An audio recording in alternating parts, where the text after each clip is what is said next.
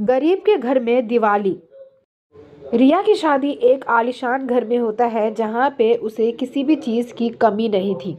रिया की शादी के 1-2 महीने बाद ही दिवाली थी और दिवाली के लिए उनके घर में बहुत सारे लाइट, बहुत सारे पटाखे और रंगोली के सामान आए थे। तब रिया सोचने लगती है कि मायके में एक छोटा सा घर, 2 बहनें और मम्मी पापा के साथ पूरी गरीबी सहने के बाद एक आलीशान घर में आ चुकी हूँ। रिया की शादी से पहले थोड़े से पीछे जाते हैं।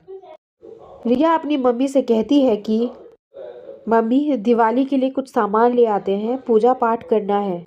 बेटा, घर में खाने को तो कुछ है नहीं और तू पूजा की बात कर रही है।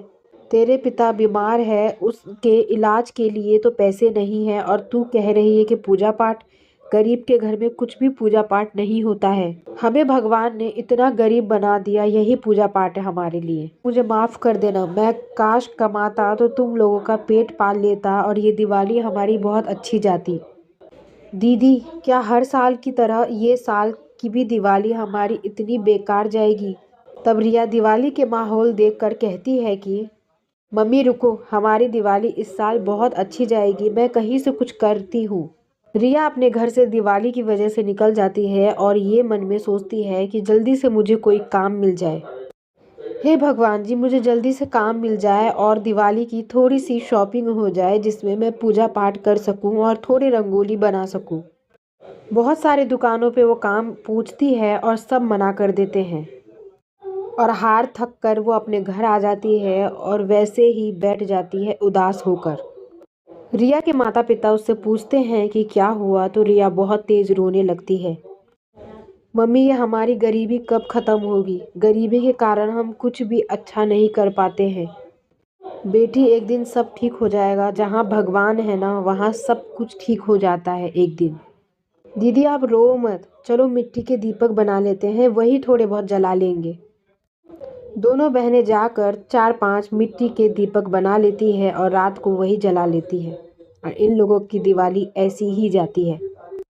रिया सोचते सोचते कहाँ खो जाती है, उसे कुछ नहीं पता चलता और ससुराल में बहुत तेज रोने लगती है।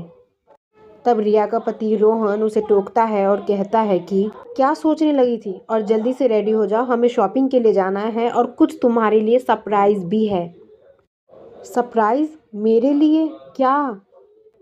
अरे तुम सवाल कम करो और जल्दी से रेडी हो जाओ। रिया रेडी होकर जल्दी से अपने पति के साथ शॉपिंग के लिए चली जाती है कार में बैठकर। रिया का पति रोहन उससे कहता है कि तुम 4-5 साड़ियाँ लेना और दीपक बहुत सारे लेना और साथ ही लाइट भी, और इस मॉल में तुम्हें जो भी पसंद आए उसको ले ही लेना। रिया सोचने लगती है कि ये ऐसा क्यों कह रहे हैं। फिर रियाज थोड़ी बहुत शॉपिंग करने लगती है और उसका पति आता है और उसे बहुत सारी साड़ियाँ दिलाता है। रिया, तुम एक काम करो, ये 4-5 साड़ी और डाल लो क्योंकि हमारे काम आएगा तुम्हारे सरप्राइज़ के लिए। और रिया, तुम टेंशन मत लो, जब तक मैं तुम्हारे साथ हूँ तुम्हें कुछ भी नहीं होगा और मैं तुम्हारा हर खर्चा उठाऊँगा। उसके बाद रोहन रिया को दीपक के एक छोटे से दुकान पे ले जाता है जहाँ पे वो ढेर सारी दीपक लेते हैं और साथ ही लाइट के दुकान पे लाइट। रिया मन में सोचती है कि आखिर ये क्या सरप्राइज देने वाले हैं।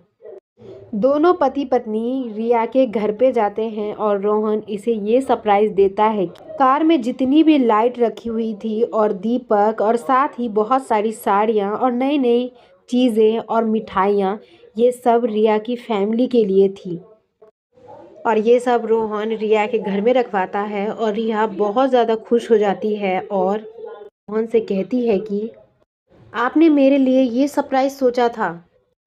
हाँ रिया, क्योंकि मुझे पता था कि तुम अपनी फैमिली से बहुत अटैच्ड हो और कहीं ना कहीं मुझे दिल में फीलिंग आई कि क्यों ना दिवाली ससुराल वालों की भी अच्छी कर दूं। रिया इस बात पे बहुत ज़्यादा खुश हो जाती है। रोहन पूरे झोपड़ी को बहुत अच्छा सजा देता है और साथ ही रिया रंगोली बनाती है और रिया की बहनें दीपक सारी लगा देती है। इस तरह रिया की दिवाली बहुत ही अच्छी बन जाती है।